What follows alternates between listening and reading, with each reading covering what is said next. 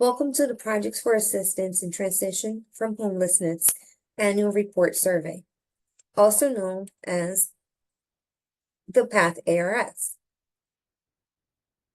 One of the most important parts before collecting consumer information is to make sure that the projects are set up correctly.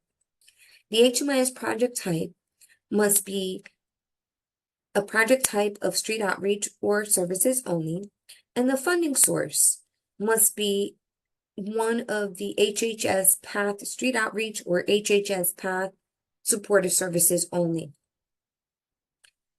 The PATH program components, there are two program components: the street outreach for persons who reside in a place not meant for human habitation, and supportive services are persons who reside in a place meant for human habitation or who are at risk of homelessness. Entering PATH contract data. Part of the setup process for PATH services projects is to enter their contract data. This information is updated annually, and in there you will enter information for the federal PATH funds, matching funds, total dedicated funds, number of staff supported by PATH funds, number of full-time employees supported by PATH funds, type of organization, first contract reporting quarter, USTF code, which is specific to New Jersey. This information can be found by selecting administration, select the PATH program, system setup, agency program information, PATH information. I think it's important before we continue with this presentation to understand the terminology. So please keep in mind that some questions are specific to PATH enrolled and PATH eligible clients, and all questions apply only to active clients. As a result, it is important to understand how that terminology is defined. Active clients. All ARS questions look only at active clients, which are defined as having at least one contact or service during the report period, or having a PATH status determination date that falls within the reporting period. Active clients must also have an admission date before the end date of the report, and clients who are discharged before the start date of the report period are excluded. Additionally, for street outreach projects, only clients with at least one outreach encounter during the reporting period are considered active.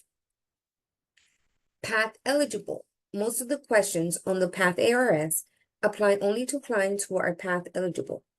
To be considered PATH eligible, the client must have a serious mental illness and be experiencing homelessness or be at risk of homelessness.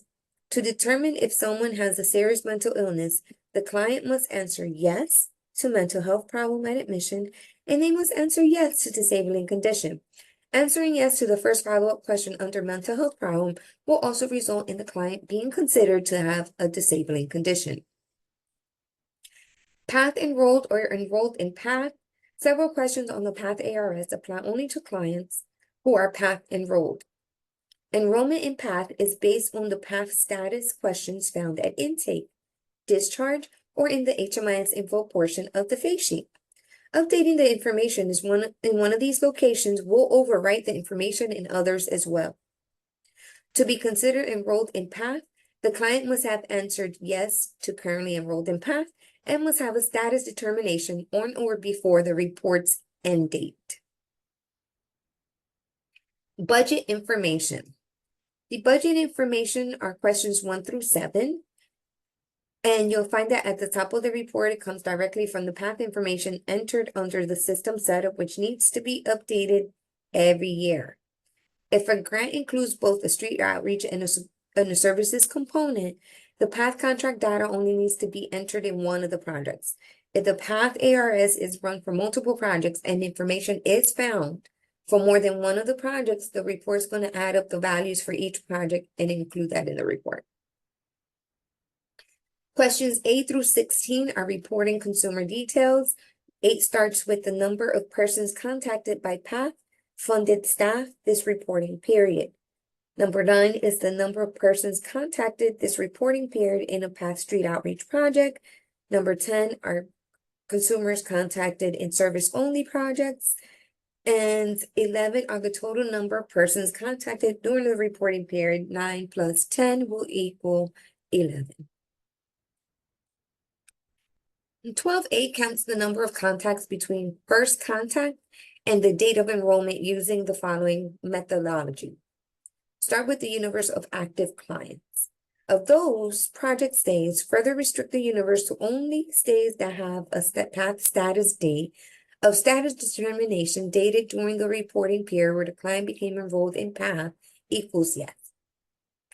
A person must have more than one contact on a given date, and a person may have more than one contact on a given date, and each contact should be included in the count.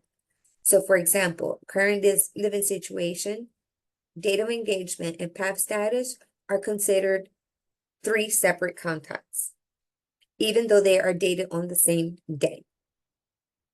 These 3 records count as 3 contacts. 12B counts the number of contacts between report start date and report end date using the following methodology.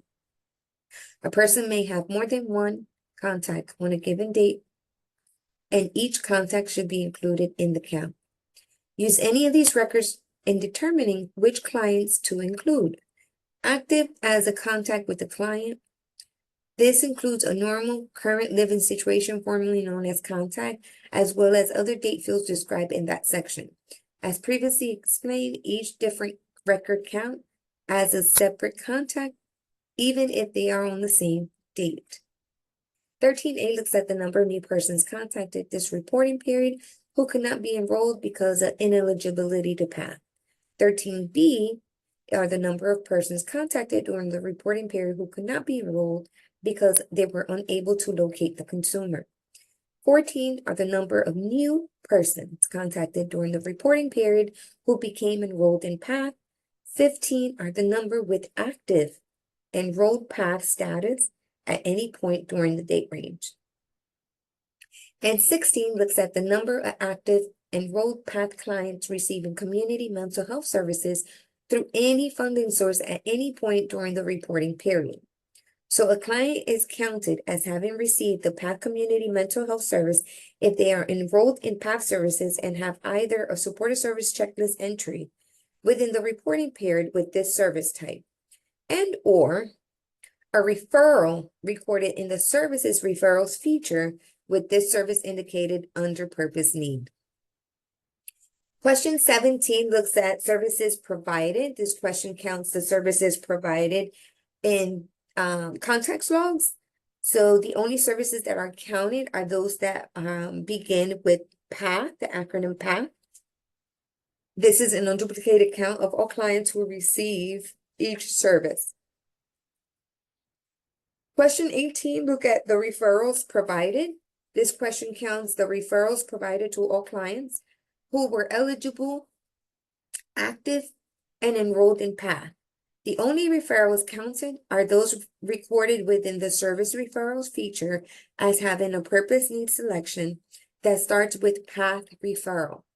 The data table for this question contains the following columns. Number receiving each referral is an unduplicated count of all clients who were given a referral regardless of the outcome. Number who attained the service referral from the referral. An unduplicated count of all clients who were given a referral and who selected attain under PATH referral outcome. The referral list looks like this, and you have a definition for what each of those referrals are. Questions 19 through 24 talks about the income and benefits and insurance. These questions are based upon data collected on intake admission, the HMIS info section, or at time of discharge. More specifically, at admission or at project entry is during intake admission, and it's for the clients who were served during that during the project year. The count of yes, no, and other values in the at project entry column for each questions 19 through 25 will total the value in Q15, number with active enrolled path status at any point during the reporting date range. The at path project exit leavers, your discharge consumers column, reflects data collected at discharge for clients who left during the reporting year. The at report end date stayers column reflects data for clients who continued to be enrolled in PATH services past the reporting end date, as collected on their intake form or their HMIS info form if one of these has been completed. The count of yes, no, and other values from the at project exit leavers and the at report end date stayers column together will total the value in Q15, number with active enrolled PATH status at any point during the reporting date range. Question 15, housing outcomes. This question counts the destination at exit for the enrolled clients who were discharged during the reporting period. Question 26 looks at the demographics for the consumer, starting with gender. When it comes to gender, if a client has indicated questioning, they are counted as such no matter what other genders have been selected. If a client has not indicated questioning and has indicated any of the transgender selections, they are counted as such no matter what other genders have been selected. All other instances of multiple gender selections are counted as no single gender. Age, based on the client's age at either his or her admission date or the start of the report period, whichever one is more recent. When it comes to race, an individual who identifies as multiracial will be counted in all applicable categories. As a result, this demographic element does not sum the total persons enrolled. Counts ethnicity, the veteran status, co-occurring disorders, SOAR, living situation at project start, length of stay in prior living situation, chronically homeless at project start, domestic violence history for adults only, and each of these questions counts enrolled clients. Here are a few resources where you can find more information, starting with the Awards Resource Center. You can enter PATH in the search box and you will get several documents related to our PATH data entry or the PATH ARS. You also have the option of visiting SAMHSA, the Substance Abuse and Mental Health Administration. Here you will find additional information about submitting your PATH ARS. And you also find a link for the PATH program HMIS manual, which dictates which data fields need to be collected for each program component. At this time, we would like to wish you good luck with your ARS submissions.